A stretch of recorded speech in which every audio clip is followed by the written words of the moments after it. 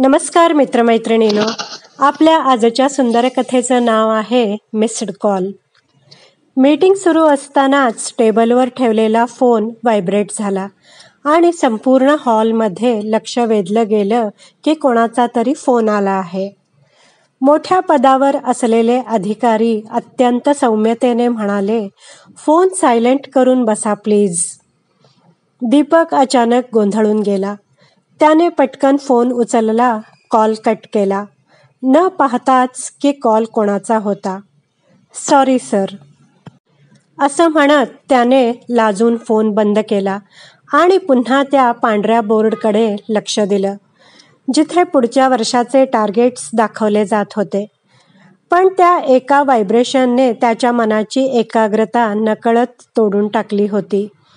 दीपक मध्यमवर्गीय कुटुंबातून होता. 7 वर्षांपासून नोकरीत होता आणि मेहनत, प्रामाणिकपणा आणि नम्र स्वभाव यामुळे सगळ्यांचा लाडका होता तो. एका खाजगी कंपनीत सिनियर ऑपरेशन्स मॅनेजर म्हणून तो काम करत होता.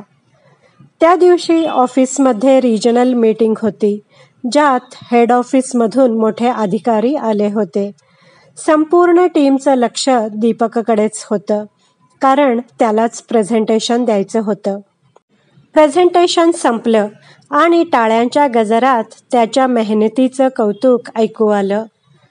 मीटिंग यशस्वी झाली. अधिकाऱ्यांनी त्याची स्तुती केली.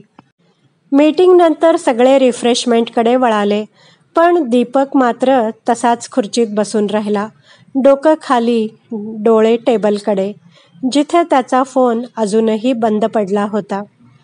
अचानक त्याच्या मनात ती आठवण जागी झाली. फोनचं व्हायब्रेशन. तो एक कॉल. आईचाच तर नव्हता ना? दीपकने घाईने फोन ऑन केला. फोन ऑन होताच पहिला मेसेज झळकला. "दीपक, पटकन कॉल कर. आईची तब्येत अचानक बिघडली आहे. हॉस्पिटलला नेत आहोत." भाऊ राकेशचा मेसेज. 12:47 त्याने घड्याळ पाहिले. 2:05 झाली होती दुपारची, म्हणजे जवळजवळ 1 तास 48 मिनिटं. अनवधानानं त्याने आईचा कॉल दुर्लक्षित केला होता. थरथरत्या हातांनी त्याने राकेशला कॉल केला. रिंग वाजली.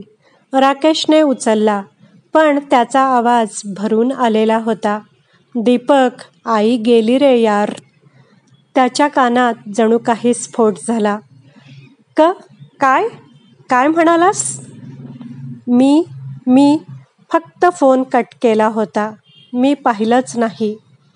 "तू ये रे, आता काही बोलण्यासारखं नाही उरलं."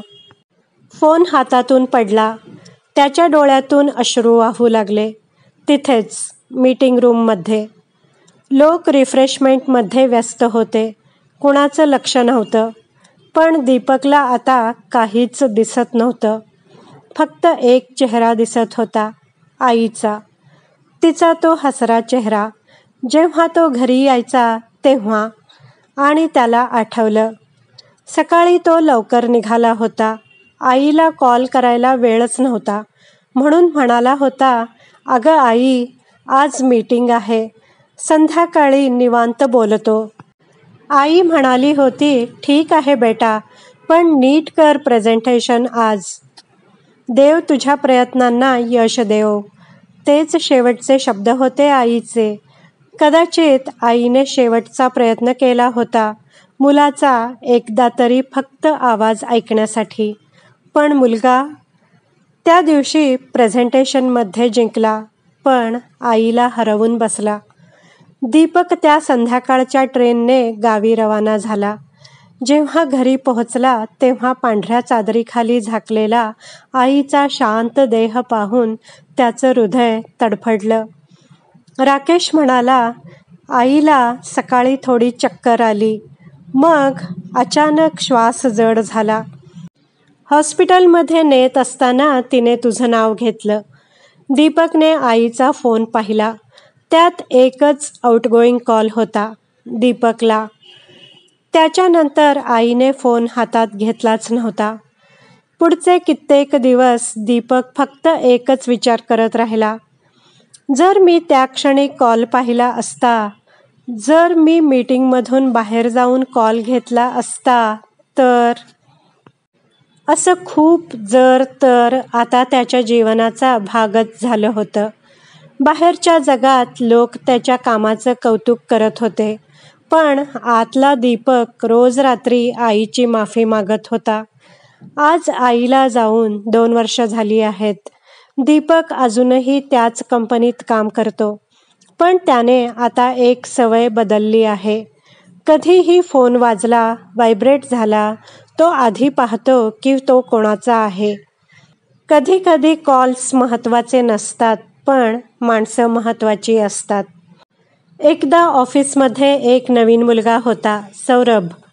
मीटिंग सुरू होती. त्याचा फोन वाजला. तो उठून बाहेर जायला लागला. दीपकने अधिकाऱ्यांकडे पाहून सौम्यपणे सांगितले, "सॉरी, तो एक महत्त्वाचा कॉल असू शकतो. थोडा वेळ द्या त्याला."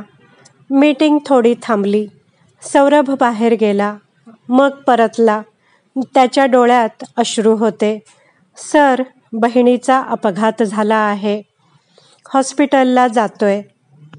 दीपकने त्याच्या पाठीवर हात ठेवला आणि फक्त एवढंच म्हटलं, "जा सौरभ, तुझी सगळ्यात महत्त्वाची मीटिंग तिथेच आहे आत्ता." एक मीटिंग, एक प्रेझेंटेशन, एक नोकरी, हे सगळं आयुष्याचा भाग आहे. पण जे लोक आपल्याला निस्वार्थ प्रेम करतात, आई, वडील, भाऊ, बहीण, मित्र, त्यांचा एक फोन कधीही दुर्लक्षित करू नका.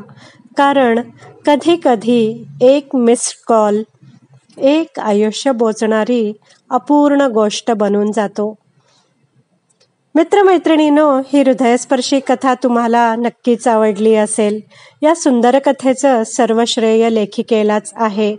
कथा आवडली असल्यास व्हिडिओला लाईक करा, शेअर करा, कमेंट करा.